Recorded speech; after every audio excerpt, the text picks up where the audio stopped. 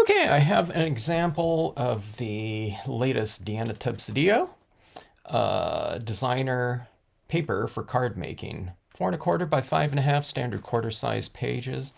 You know, I love using these. I've used them a lot in the past, or in the recent past, I should say, and always love kind of formulating the ideas and the whole process that you go through with starting off with a set background as opposed to, a blank card or something like that.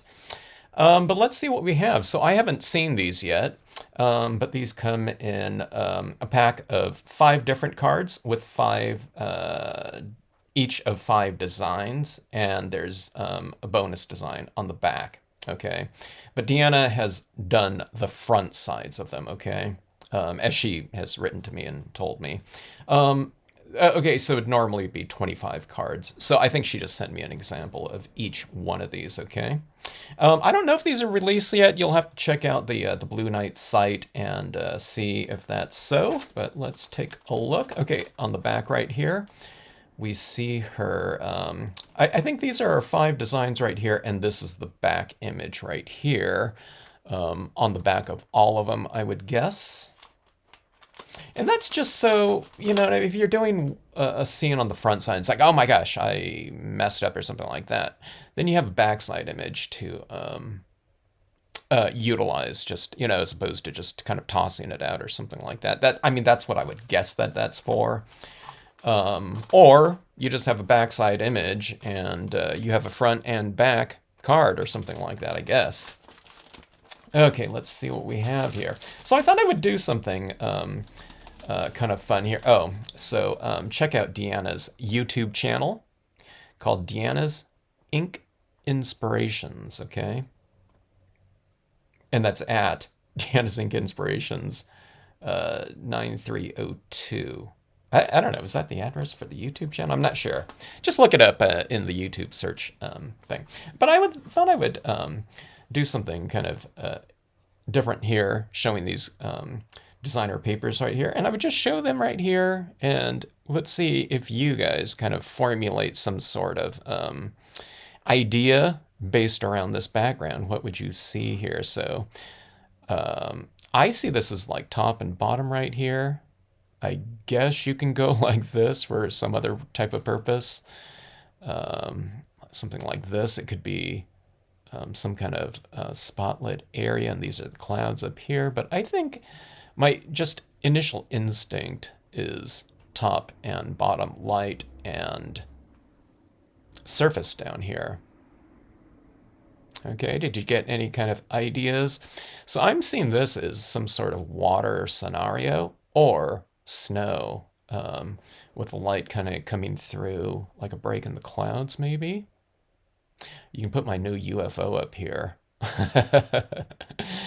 And, some sort of like alien or something down here for like Halloween, like alien abduction. And here's this tractor beam of, light going up into the sky right here.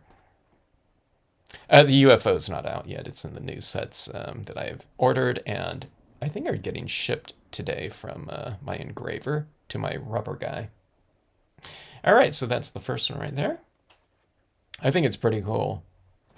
Okay, so I've always loved Deanna's storm scenarios. She always does a really awesome job at depicting lightning right here. We have kind of that purplish tinge up there. It's still a little bit of a warm. We normally think of purple as kind of a cooler color scheme, but she's got this undertones of this kind of ochre warmth up here. So it's kind of neutral to warm down here. So we go through a temperature change like this.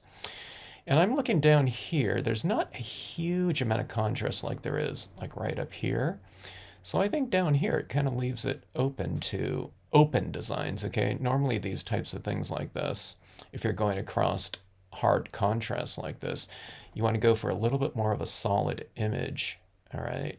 A silhouette style of image to withstand that amount of contrast. But she's left it open down here, so there's a lot of areas down here. Now, I didn't, let's take a look at it like this. Kind of changes the dynamics when you look at it vertical, doesn't it? Or dare we go like that?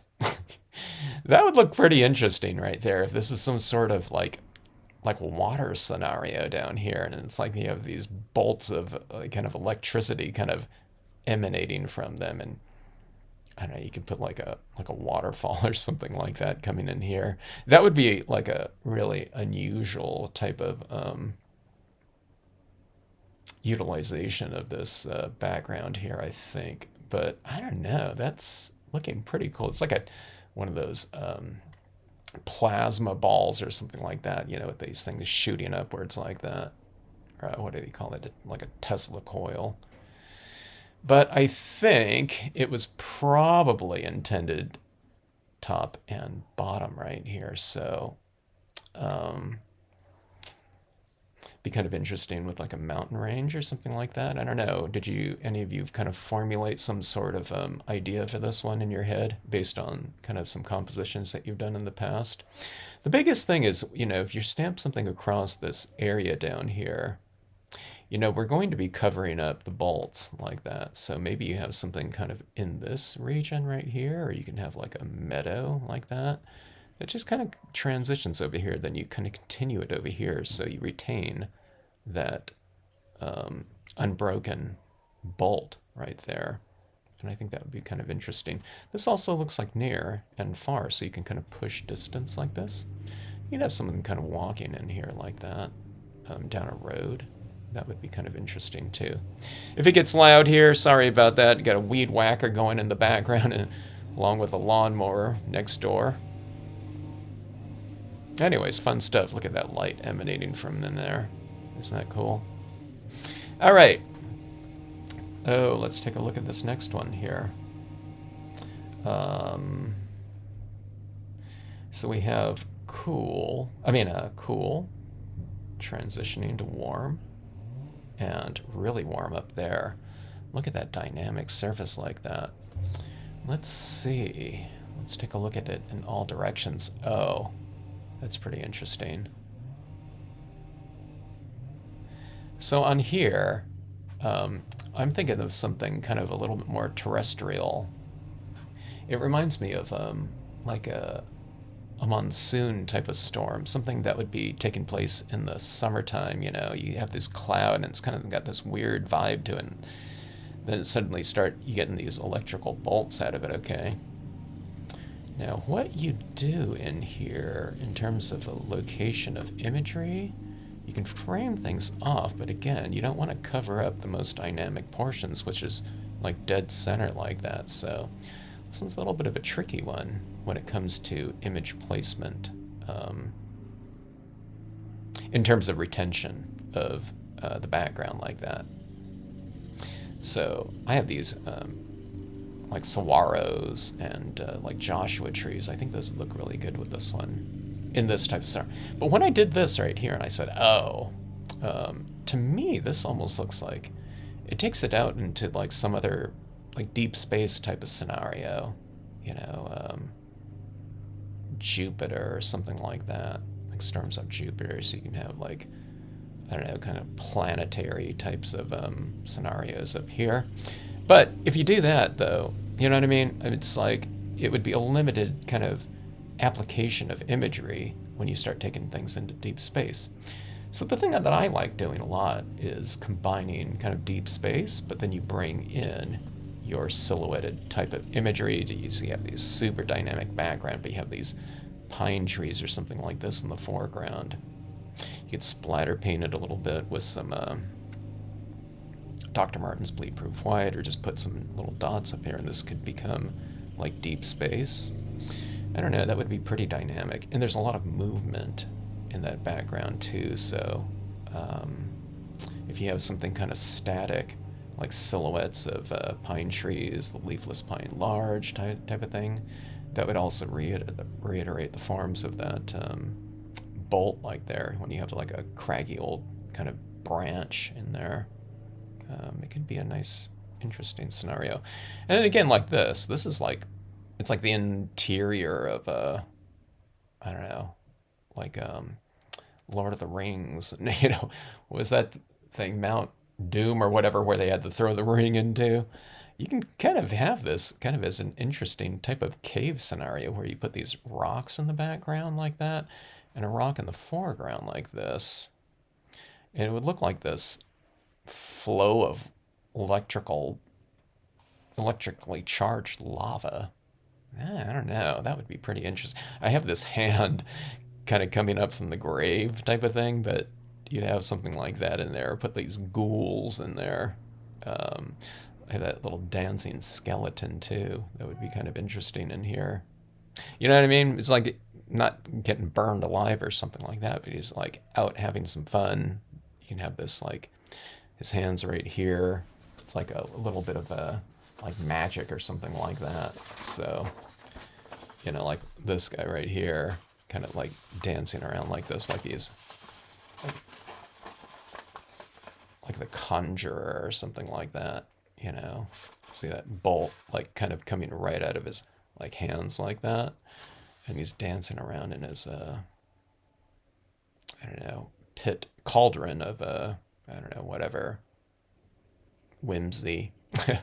And see this like white down here, they have this little diffusion is. I would put him down here like that, and then I would put some white pigment ink over the top of it so it's like he's kind of, within the structure like that, of the forms. All right, sorry about all that noise, boy.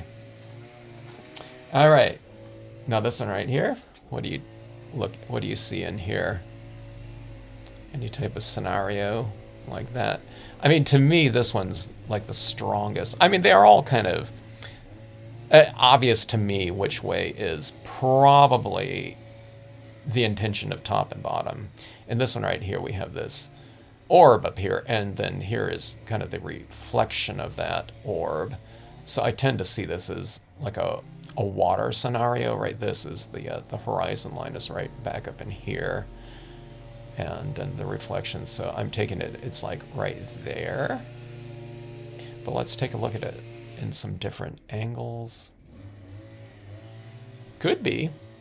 I mean, if I had like 10 of these, I would do, like different types of scenarios, or even 5, I'd do it in the most obvious one, but then just to kind of play around with these, I would kind of play around with that. Okay, that works like that. Usually it's the object that's not diffused, it's the reflection, but I think it would work, if you had this as like the sky and this part is the reflection too. You can kind of extend this out a little bit, with some additional white pigment ink to make it look a little bit more diffused if you did it from top and bottom. This way too, when you have like an area like that in the sky that's kind of wide open like that, it really leaves an area that's just ripe for like a word stamp, a quote stamp, and that would look really cool. If you have kind of like horizon style images in here. And I mean, these are meant for like stamping on. So, I mean, you could put like a little sailboat like in here, just sailing off into the distance. And this kind of big sky, or like a little boating guy down here. But I mean, you know what I mean? I'd fill it up with some additional things in here.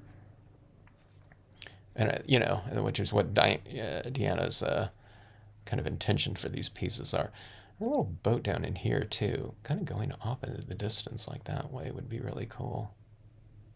Huh. All right. And like I said, the bolts of lightning, like this one. Now this one is all kind of uniform like this. I mean, she has illumination down here happening, but and this one's dark too, so you can't stamp anything like too open in the center because that's going to show up in there in that high contrast. So I think maybe more silhouetted styles of imagery. It doesn't have to be completely solid and black or anything like that, but you just have to be able to fill in a little bit. And you can fill it in with, some of these super dark violet tones with like colored pencils or alcohol markers, that type of thing. But I don't know, which way do you see it? So this is the way I'm thinking of bolts of lightning in California normally. But I tell people sometimes about when we were in live streams and things like that, when I was traveling to through Missouri, going from like St. Louis to Columbia. I got there at night, and there was this big electrical storm. So I was seeing bolts going from like horizon to horizon. And it was all like that. This way right here, horizontal, would open up more opportunity for probably more imagery like this. And you can kind of create a little bit of a horizon. I would do some bottom lit, but this area right here, we have a little bit of this lighting down here. So if you did like some sort of horizon and put this in here, you can have some lit up landscape area down there. Or you can have it like this. I don't know, maybe you have like a mountain or something like that. Maybe it's mountain in snow, so you would add in some additional white in here to kind of blend that out. I'm just talking about in the most kind of, maybe it'd be forcing it a little bit because you'd really see this thing coming up out of here, but that'd be pretty interesting to have like this, like a volcanic type of scenario like this, with this thing coming out like that. Wouldn't that be so dramatic? But the natural thing is, of course, like this right here, coming down from above. So things to frame this off, maybe like that. I'd probably go something like that over there. I don't know. What did you think about when you saw this one right here? Any scenarios come to mind? And again, you can do it kind of in deep space or something like that. You can put, see, this area in here would be perfect for like a splatter painted star pattern in the background.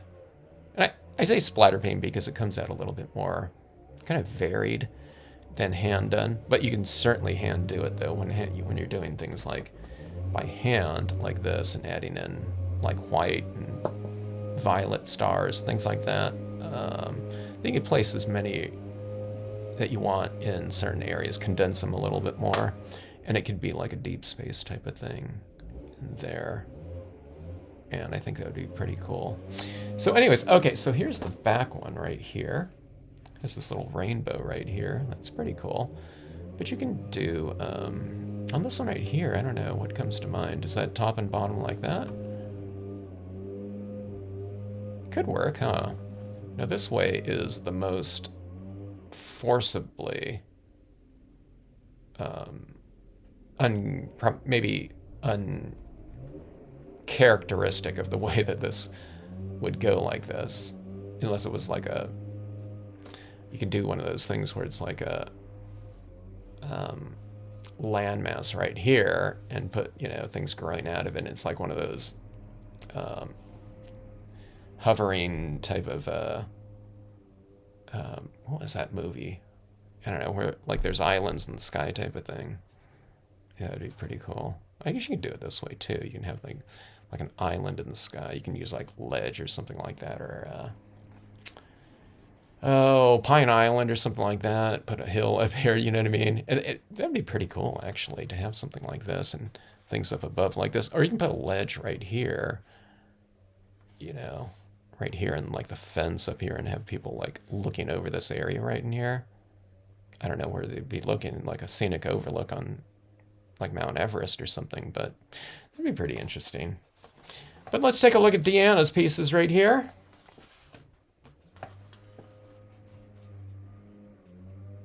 Now, talking about these right here, it's like talking about it in the different configurations. I'm not sure which one, when I look at this one, I'm not sure which way is kind of upright, as far as the initial intention goes. So, some really dynamic pieces here, and kind of fun and, I wouldn't say challenging, because there's so many different things you can do on here.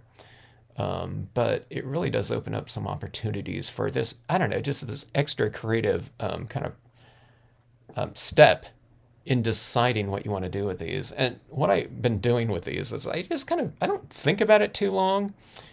I just, when I do this channel and I do these background papers, I just kind of sit down and it's like, maybe 5 minutes before, because I have to collect the stamps I'm going to use on there. But I just kind of take a look at it and see if anything comes to mind. But one of the things that I did find, though, is that after I did like the first one and second one, I don't know, it gets you into the mind frame of utilizing these different existing background scenarios. So I found that it was just more ideas came to mind because normally we're starting off with much more of a blank canvas. Even if I'm starting off with you know like the wood grain papers or suede papers like this, it's much more kind of even. Or like I said, the holographics stuff like that. It's more of an even pattern across there. But these ones were kind of working around existing types of, you know, focal points in there. And we have to kind of decide whether or not we want to retain some of those types of elements, or do you sacrifice some of it to kind of emphasize another one? So there's different types of things like that come up. So it makes you think about the other types of imagery you have too, and how you're going to use it, and sometimes in combination with your other images. So it's really fun. I find it exercises a different part of my brain that might be, rusty or dormant. Or anyways, thanks to Deanna for sending me these cards, and I can't wait to utilize them.